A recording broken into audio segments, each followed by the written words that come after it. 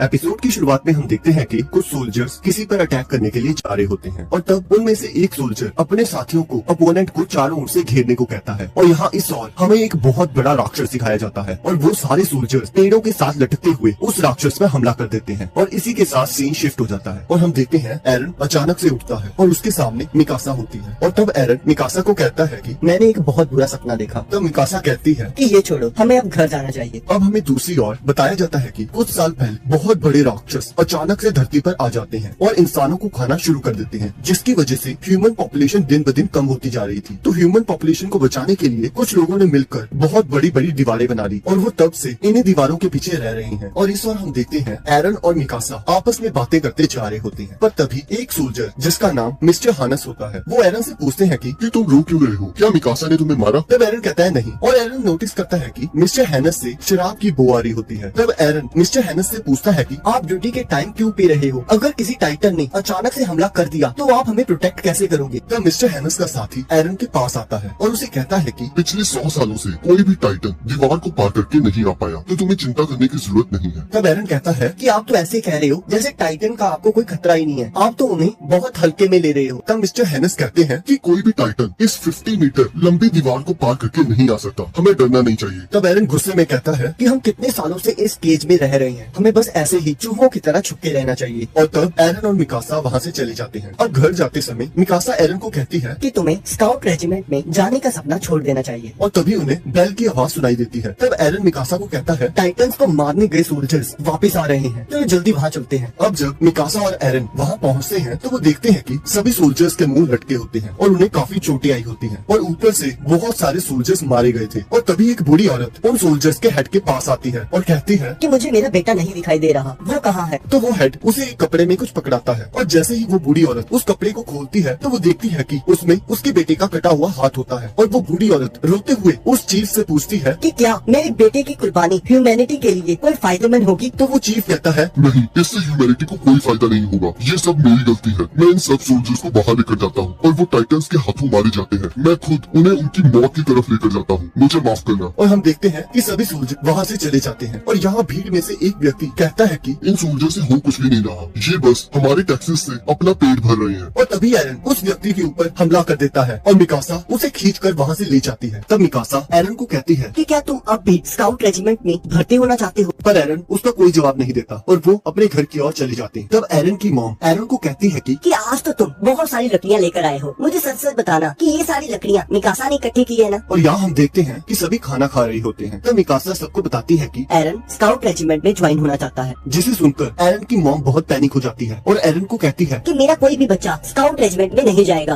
तब एरन के फादर एरन को कहते हैं कि तुम्हें कुछ नहीं पता कि बाहर की दुनिया कैसी है। तब एरन कहता है वो जैसे भी हो पर यहाँ से तो बढ़िया ही होगी, मैं इन 4 दीवारों के बीच में नहीं रहना चाहता। और तब हम देखते हैं एरन के फादर किसी पेशेंट को देखने जा रहे होते हैं। तब एरन की मॉम उन्हें कहती है कि आप इसे कुछ समझाते क्यों नहीं? तब एरन के फादर कहते हैं कि मेरी बातें इसकी क्यूरियोसिटी को खत्म नहीं कर पाएंगी। और तब हम देखते हैं एरन के फादर वहाँ से चले जाते हैं। तब एरन की मॉम एरन को कहती है कि तुम्हें स्क्वाड रेजिमेंट में जाने का सपना छोड़ देना चाहिए, ये पागलपन है। तब एरन कहता है मैं इन 4 दीवारों के बीच में नहीं रहूंगा और वो वहाँ से भाग जाता है। तब एरन की मॉम मिकासा को कहती है कि तुम्हें मुझे वादा करना होगा कि तुम एरन का हमेशा ख्याल रखोगी और उसे कभी भी अकेला नहीं छोड़ोगी। और दूसरी ओर हम देखते हैं कुछ बच्चे एक लड़के को परेशान कर रहे होते हैं और तभी एरन उसे बचाने के लिए आ जाता है। तब वो लड़के कहते हैं चलो इसे भी मजा चकाते हैं, पर वो मिकासा को देखकर वहाँ से भाग जाते हैं और एरन उस लड़के की हेल्प करने लगता है। तब एरन आर्मिन से पूछता है कि वो तुम्हें क्यों मार रहे थे और तभी हम देखते हैं शाम हो जाती है और वो सभी नदी के किनारे बैठे होते हैं। तब आर्मिन बताता है कि मैं उन्हें बता रहा था कि ह्यूमैनिटी का फ्यूचर इन दीवारों के पीछे है, पर उनके दिमाग में कुछ भी नहीं जा रहा था। तब एरन कहता है कि कोई हमें अपनी मर्जी से जीने क्यों नहीं देता। तब आर्मिन कहता है कि ये दीवारें बहुत अच्छा आइडिया थी, इन्होंने हमें पिछले 100 सालों से टाइटन से बचा कर रखा है और अब कोई भी इसे पार करने की हिम्मत नहीं कर सकता। पर ये भी सच है कि ये दीवारें हमेशा के लिए नहीं टिकेंगी, कभी न कभी टाइटन्स अंदर आ ही जाएंगे, ये बस समय की बात है। और तभी हम देखते हैं कि आसमान से एक बिजली दीवार के पीछे गिरती है और तभी सब उसकी ओर जाने लगते हैं और वो देखते हैं कि एक बहुत बड़ा हाथ उस 50 मीटर बड़ी दीवार के ऊपर होता है और यहाँ हमें एक बहुत बड़ा टाइटन देखने को मिलता है जो कि उस दीवार को तोड़ने लगता है और वो अपनी एक ही किक से उस दीवार में होल कर देता है, जिससे आधा शहर तबाह हो जाता है। और इस बार हम देखते हैं कि बहुत सारे टाइटन्स उस दीवार की ओर बढ़ रहे होते हैं और एक एक करके उस होल से दीवार के इस साइड आ जाते हैं, जिसे देखकर वहाँ भगदड़ मच जाती है। तब एरन अपने घर की ओर भागने लगता है और मिकासा भी उसके पीछे चली जाती है। तब एरन सोचता है कि मुझे उम्मीद है कि मेरी मॉम ठीक होंगी। पर जैसे ही वो अपने घर के पास पहुंचता है तो वो देखता है कि उसका पूरा घर तबाह हो चुका होता है और उसकी मॉम घर के मलबे के नीचे दबी होती है। तब एरन और मिकासा उन्हें निकालने की बहुत कोशिश करते हैं। तब एरन की मॉम उसे कहती है कि मेरे पैर बुरी तरह जख्मी हो गए हैं, मैं तुम्हारे साथ नहीं चल पाऊंगी। तब एरन कहता है मैं आपको अपनी पीठ पर उठाकर ले जाऊंगा। और तभी हम देखते हैं मिस्टर हैनस वहाँ आते हैं। तब एरन की मॉम ने कहती है कि प्लीज एरन और मिकासा को यहाँ से ले जाओ। तब मिस्टर हैनस कहते हैं मैं आप सबको बचाऊंगा। और वो उस टाइटन पर हमला करने जाते हैं। पर जैसे ही वो उस टाइटन के पास पहुंचते हैं तो वो डर जाते हैं और एरन और मिकासा को लेकर वहाँ से भाग जाते हैं। तब एरन की मॉम कहती है थैंक यू। और इस पर हम देखते हैं वो टाइटन एरन की मॉम को उस मलबे से निकाल लेता है और उन्हें मारकर खा जाता है। ये देखकर एरन बहुत शॉक हो जाता है और इसी के साथ पहला एपिसोड खत्म।